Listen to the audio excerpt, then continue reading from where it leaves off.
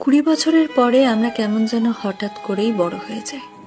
হাওয়ায় ভাসতে থাকা ফুরফুরে চঞ্চল জীবনটাই হঠাৎ যেন রেসপন্সিবিলিটি, কমিটমেন্ট, হার্ডওয়ার্ক এমন সব কঠিন কঠিন শব্দগুলো লাগাম লাগিয়ে দেয়।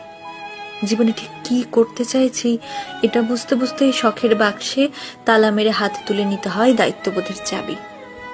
বাইরে বেরোতে ইচ্ছে করে না, বন্ধুদের ফোন ধরতেও ইচ্ছে করে না। কেমন যেন সবকিছুর ওপর থেকে হঠাৎ করেই বিশ্বাসটা উঠে যায়।